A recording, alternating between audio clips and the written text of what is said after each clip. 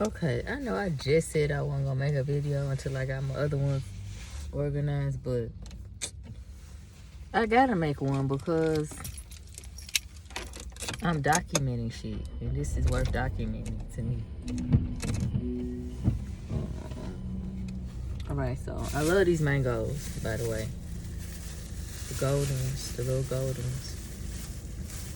I love them. And I just went and got the little poultry seasoning. So, yeah, I'm gonna go and season that bird up a little bit more. Got me some gum to keep in the car.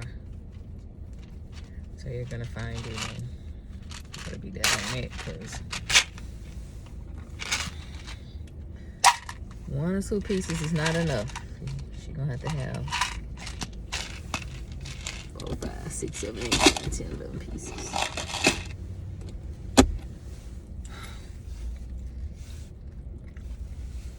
Then I got this right here. It's a fajita blend. But I don't feel like cutting up no onion, so I'm gonna just stuff this shit in there. Plus it got the 2 different type of bell pepper. I love bell pepper, so I'm gonna stuff this in the turkey, inside the turkey, so that flavors are just absorbed in there. And then I'm gonna season the hell out that motherfucker, and then I'm gonna put some water in that bitch to create like a broth. I'm just gonna slow cook that hoe. But while I was in the store, I got a text message from that African nigga. I said I wasn't gonna talk to his ass no more. Maybe I should let him know that. It's only fair. I'm gonna let him know in a nice way. But he just proved to my point why. He said, "Good morning, what happened?" What you mean what happened? Well, I don't know what happened. Did something happen? Did something happen? I ain't know nothing happened. So, because I didn't text you back yesterday, because you told me to come over, I never told you I was going to come over. I didn't say okay. You just said come over. I never even said okay or nothing like that. You just said come over. I wasn't going to do it. I'm trying to figure out a nice way. That's the cashier in me, always trying to be fucking nice until they push me to the brink of not being fucking nice. But actually, this is my fault for not just being upfront in the first place. But my reason for that was that because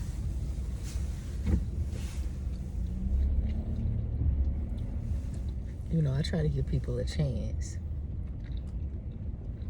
And he has a lot of good qualities. He does. He has a lot of great qualities, actually.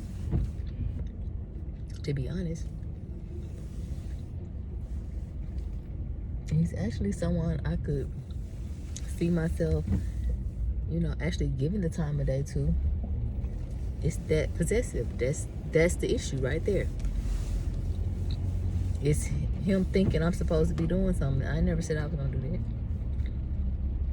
Then he going to say the other day, I think it was Monday, we went out to eat and went to have coffee. But he was like, so, he said, so are you not available on the weekends? Because he was trying to get me to come over there over the weekend. And I was like, I'm in Zaire. You know what I'm saying? I have a household. I have a small child.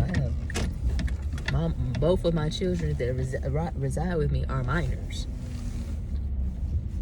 I don't have adult children.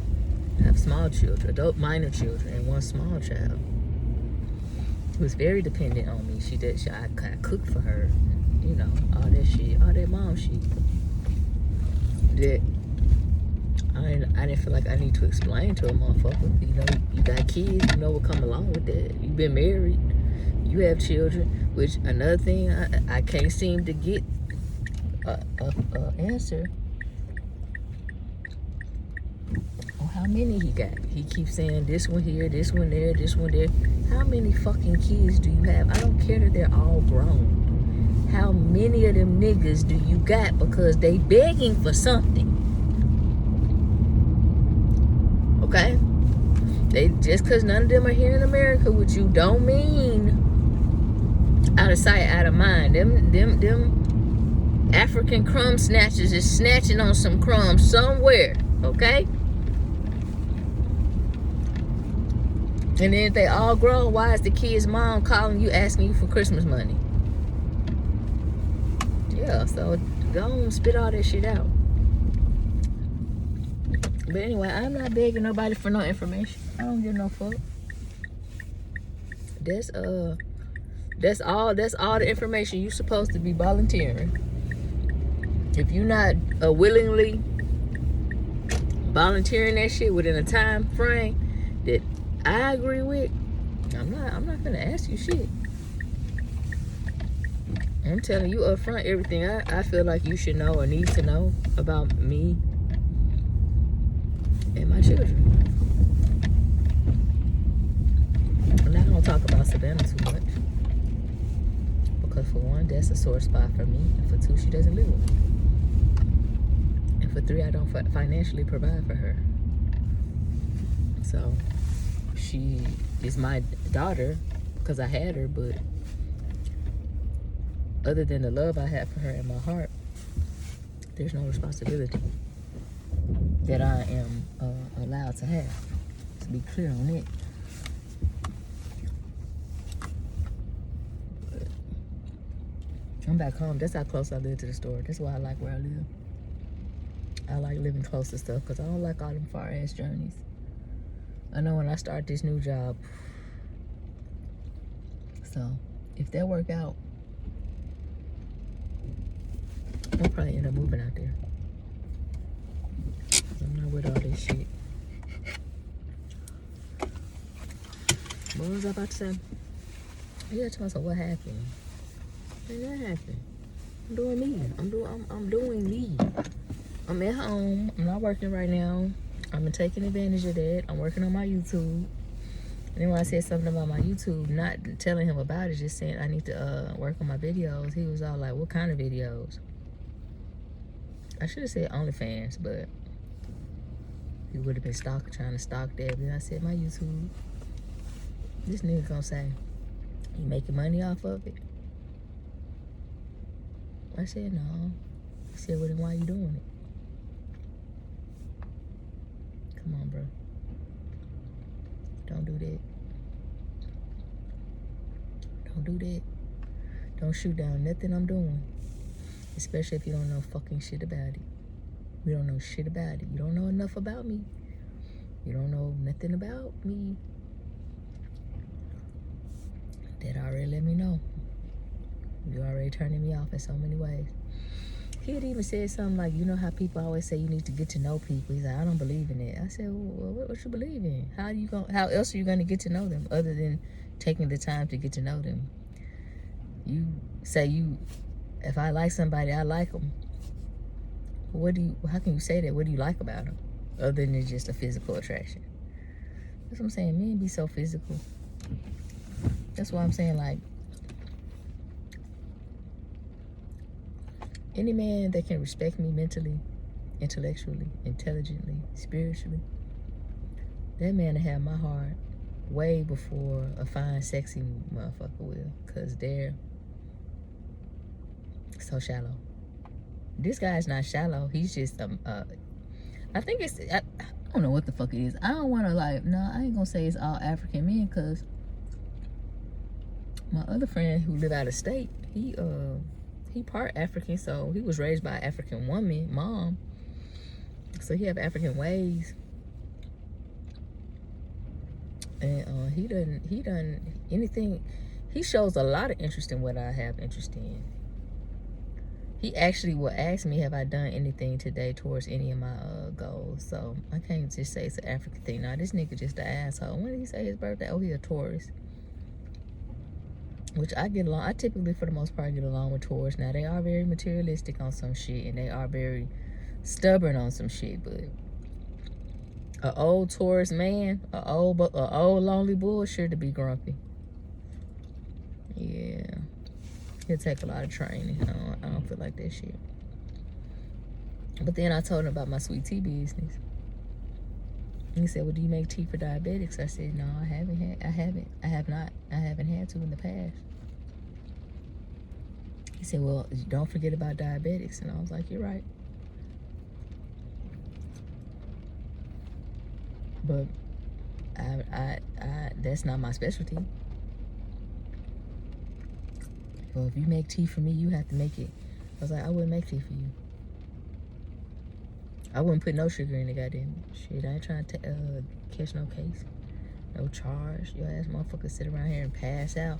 Tell he doing the natural route, which is, I salute that. Cassava leaves, and it's another plant he told me. He was reading up on it.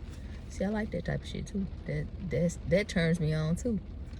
But then you come backdoor that shit with some stupid shit, some egotistical shit. It's the male ego.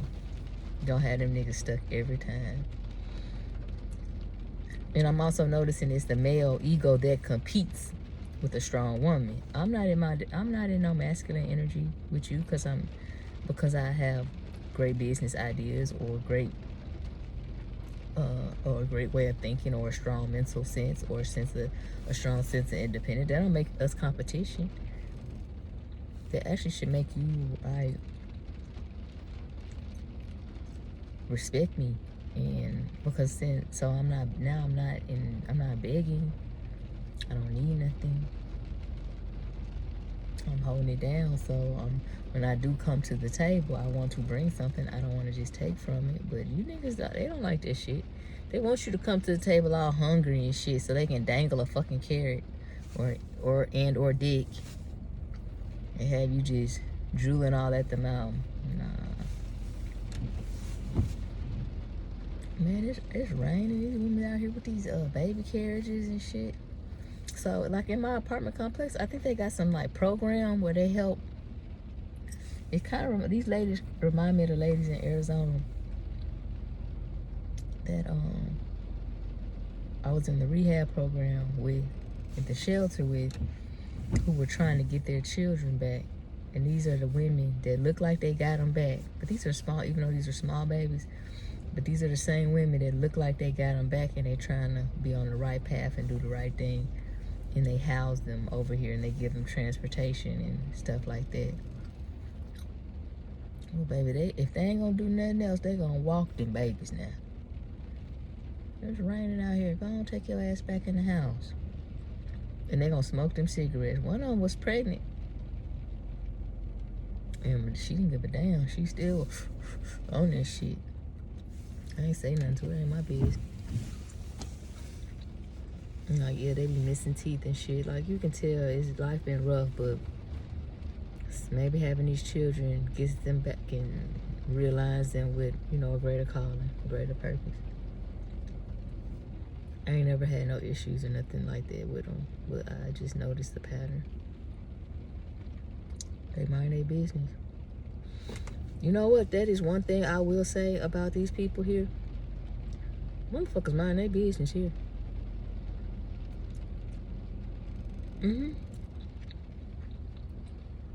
It's a lot of business minded here. And each culture, each race, except for us, I ain't talking about us, they are very tight-knit. These communities are very, so the Hispanic community, they tight-knit, but even within the Hispanic community, the Mexicans is, the Hondurans, the Venezuelans, the Guatemalans, you got the Hispanic bowl. Within the bowl, that shit sectioned off. It's like a Tupperware. Then the Asians too, you can tell, like it's like a poke bowl, goddammit, but you got some fried rice on this motherfucker, teriyaki here, then the kimchi down here, goddammit, the pho down there, the pho. Yeah, of course you got the good old white folks. One thing white folks gonna do, I'm noticing. I'm just now as an adult noticing racism. I never paid attention to it. I never paid attention to it for some reason. I don't know if we went back in time and then realived this shit, reinvented this shit, or it's just more blatant, more obvious. When I was growing up in the 80s and the 90s, and maybe because I was growing up and I was a kid, even in Memphis, I just do not remember racism the way it is now. It seemed like this shit at an all-time high. Now, my parents would probably have a different story. They're almost 80.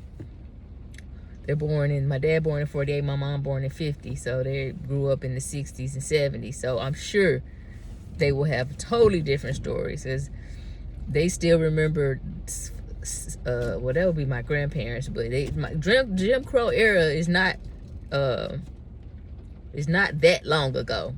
Okay. Segregated schools are not that long ago. I think my father went to one. My mom integrated, so it's a lot of history there. So I'm sure their thing of racism, their story of racism would look totally different, but it looked like it skipped and then came back. One thing about white folks, though, one thing that white folks is gonna do, goddamn it, here in the great America, is they gonna come together on some shit. It don't matter if they the gated community suburban ones to the trailer park trash ones, goddamn it. If the common goal is a nigga, to bash a nigga, now they still be talking about each other. They be talking about each other, but if now they got that common goal to come bash a nigga, oh shit, all that shit forgot about. All that social status and class, that shit forgot about. We white. Nigga.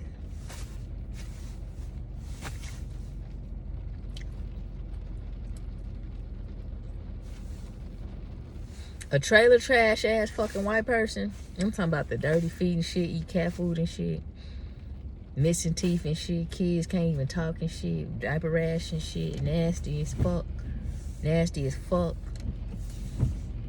To the suburban ass, you know, Barbie and Ken ass fucking white folks with the fucking suburban and the motherfucking car and the kids that go to private school and the ones that be killing each other, them.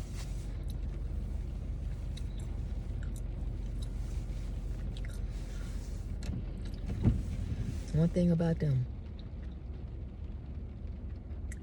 it don't matter. It don't matter. They gonna come together to bash a nigga. I noticed that at work at my other job. I noticed it. I know that bitch was two paychecks from being in a trailer home. Her mind was still there. She just gotten a bigger paycheck. Her mentality is still trailer. Her paycheck is upper, you know. She could go to the suburbs, but she might live in a suburb or gated community, but her mind's still in that trailer park, and I just could see her battling every day. Cause for some reason she could not stand me, and I ain't even said shit to that woman. I ain't said nothing to her, but she could not stand me. And she any opportunity she got to come and try to think she was finna talk or say something to have anything to do with me, she took it, and I'm like, bitch, you are weird. Because when I leave up out your presence, you still gonna be stalking me and remembering me and being obsessed with me for what? And I ain't even done nothing or said nothing to you. Crazy. Shit crazy. That's dangerous. You really don't want to be around people like that. Kind of with that African man. I hope I don't come off as no racist, because I'm really not. I'm just seeing the racism alive and thriving. That's all. And I'm picking and choosing who the fuck I want to be around. That's it. And if the majority of those types of people happen to be a certain color, even if they melanin or melanin recessive or from a certain culture, I'm just gonna choose not to be around them or be around that. But one thing about the world, though, everybody have a culture, and it's something with Black Americans. It's something with the people that are of color, African descent, that are on this land. Okay, It's something about us specifically. I have noticed because I've been out the country quite a few times. I've been around other people that have said places of they know their home. They have a language. They have a spiritual background, or they have a religious background. They have a culture. They have a food. They have a place to call home. You know, an American Korean still can go to Korea and be Korean to a certain degree. An American Chinese can still go to China and be Chinese to a certain degree. Black Americans cannot go to Africa and just still be African. It's not the same. We go through some things. They don't like us over there. No one likes us. Fuck. And the worst place in the world to actually be a nigga, which is crazy, is Brazil. And it's the most of them down there. And they still don't like us. Colombia, no. Costa Rica, we can hide there. It's a good place to hide. But you hablo español, goddammit. Better get that shit going. Because that's what's gonna be the distinction. That's what's gonna cause the what they call it when they discriminate. You can't speaky. Anyway, let me get up here and get this turkey going.